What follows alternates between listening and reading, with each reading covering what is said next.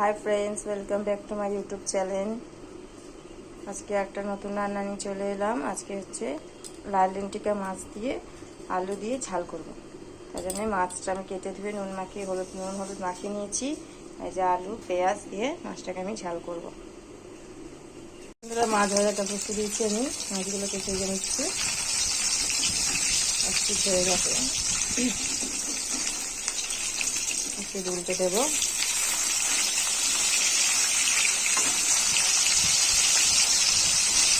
মাছ ভাজা হয়ে গেছে। মাছ ভাজার তেলে আমি সাদা জিরে দিয়ে দিয়েছি, হচ্ছে তেজপাতা দেবো, একটু তেজপাতা দিয়ে দিলাম একটা। আমি এবার আলুগুলো দিয়ে দেবো। আলু পেঁয়াজ আর একটু ক্যাপসিকাম ছিল দিয়েছি।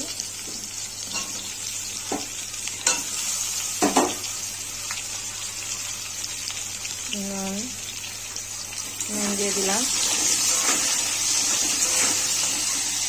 এটা ঝাল হবে, এটা ঝোল না। এটা হচ্ছে নুন আর হলুদ দিয়ে দিলাম। দিয়ে এবার আমি আলুটাকে ভালো করে ভেজে নেব। টমেটোটা দিয়ে দিলাম।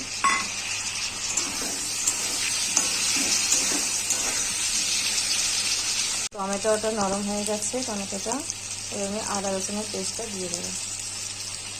আদা রসুন জিরে পেঁয়াজ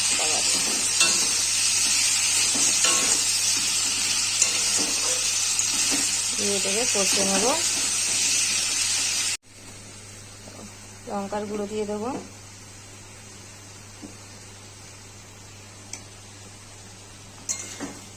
হলুদ দিয়েছি, আর একটু দেবো। ভাজার সময় যা হলুদটা দিয়েছি, হলুদ দিয়ে দিলাম। দিয়ে মশলাটাকে আমি কষিয়ে নেব। এইভাবে মাছের রান্নাটা করুন, ভালো লাগে খেতে। খুব একটা মশলা না, অল্প মশলা দিয়ে করুন গরমেতে। ভালো লাগলে চ্যানেলটাকে আমার লাইক কমেন্ট শেয়ার করবেন, সাবস্ক্রাইব করে দেবেন। বন্ধুরা, মশলা থেকে তেলটা ছেড়ে দিয়েছে। এবার আমি জল দিয়ে দেবো।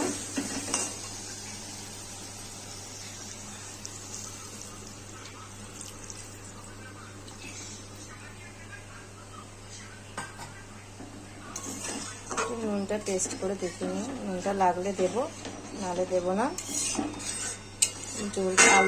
ঝোলটা ফুটে উঠলে, আলু সেদ্ধ হয়ে গেলে আমি মাছটা রাখবো দেবো। বন্ধুরা, আলুটা আমার সেদ্ধ হয়ে গেছে। এবার আমি মাছগুলো দিয়ে দেব। মাছগুলো দিয়ে কিছুক্ষণ ফুটিয়ে নেব।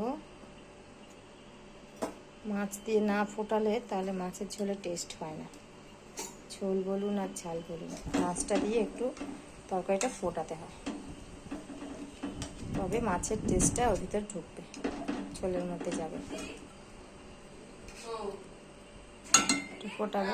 দেখো বন্ধুরা, মাছটা হয়ে গেছে, ফুটে গেছে। এবার ধনে পাতা দিয়ে দেবো। মাছটা আমার রেডি। গ্যাসটা বন্ধ করে দেবো।